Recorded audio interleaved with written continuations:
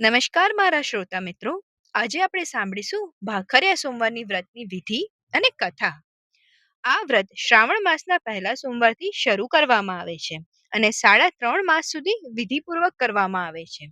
આ વ્રતનું ઉજવણું કાર્તક માસની અજવાળી ચૌદશે કરવામાં આવે છે. દર સોમવારે મહાદેવજીને એકી સંખ્યામાં એટલે કે 3, 5 કે 7 એમ બિલીપત્ર ચડાવવાના અને શ્રદ્ધાપૂર્વક ભક્તિ કરવી.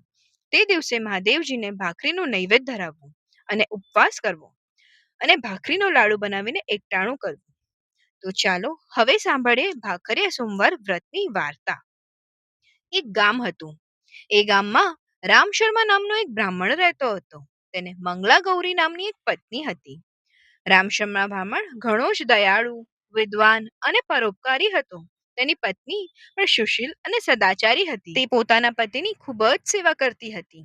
પતિ જે કાંઈ ભિક્ષા માંગી લાવે તેમાંથી તે થોડું ઘણું દાન કરતી. તેઓ હંમેશા એકાદ ભૂખ્યા માણસને જમાડીને જ જમતા હતા. ઘણીવાર તો આ બંને પતિ પત્નીને ભૂખ્યા રહેવું પડતું. બંને જણ પોતાની દરિદ્રતાથી ખૂબ જ કંટાળી ગયા હતા. પણ કરવું શું? એક દિવસની વાત છે.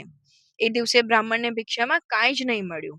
એટલે બ્રાહ્મણ અને બ્રાહ્મણી બંને મૂંઝાયા કે આજે ખાવું શું અને ભૂખ્યા માણસને ખવડાવવું શું. આખરે ખૂબ વિચાર કરી તેઓ મહાદેવજીની આરાધના કરવાનું વિચારી લીધું. બ્રાહ્મણે મહાદેવજીની આરાધના શરૂ કરી. થોડા દિવસ ગયા કે મહાદેવજીએ ત્યાં સંન્યાસીનો વેશ લઈને આવ્યા અને બ્રાહ્મણ સામે પોતાનું ભિક્ષાપાત્ર ધરીને ઊભા રહ્યા. બ્રાહ્મણ થોડો ખચવાયો. તેની પાસે આપવા જેવું કંઈ જ નહીં હતું. એ બિચારો શું આપે? એ સંન્યાસીના પગે પડ્યો અને પોતાની ગરીબાઈની વાત કરતા કરતા તેની આંખમાંથી આંસુ વહેવા લાગ્યા. એટલે પેલા સંન્યાસીએ તેને આશ્વાસન આપતા કહ્યું, હે વત્સ, તું ઉપાધિઓથી નિરાશ થઈશ નહીં. તારા દુઃખનું કારણ તારા ગયા ભવના કર્મો છે. તું વિધિપૂર્વક ભાખરિયા સોમવારનું વ્રત કર, જેથી તું અઢળક લક્ષ્મીને મેળવીશ. ભગવાન સદાશિવ તારા ઉપર પ્રસન્ન થશે.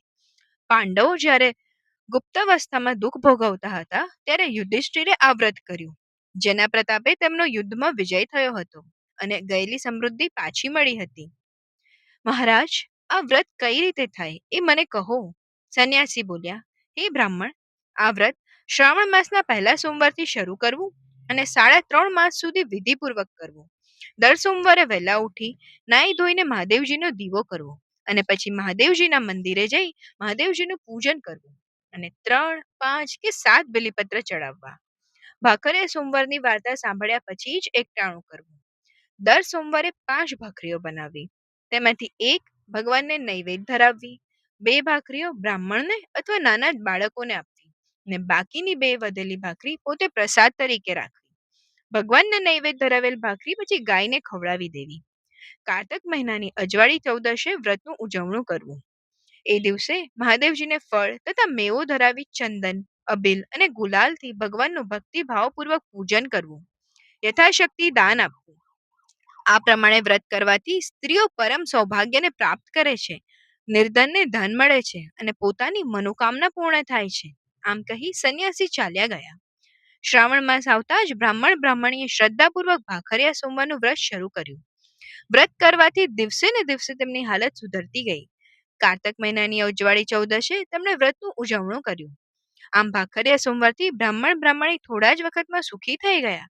તેમના સર્વ મનોરથ પૂરા થયા અને થોડા જ સમયમાં બ્રાહ્મણીને ત્યાં દેવ જેવો દીકરો અવતર્યો. હે ભોળાનાથ, ભાખરિયા સોમવારનું વ્રત જેવા બ્રાહ્મણ બ્રાહ્મણીને ફળ્યા તેવું વ્રત કરનાર અને કથા સાંભળનાર સર્વને ફળજો. ઓમ નમઃ શિવાય. જો તમને આ વિડીયો ગમ્યો હોય તો એક લાઈક જરૂરથી કરશો અને આવી જ 12 માસની પ્રાચીન વ્રત કથાઓ સાંભળવા માટે આ ચેનલને સબસ્ક્રાઇબ જરૂર કરી લેજો. ધન્યવાદ.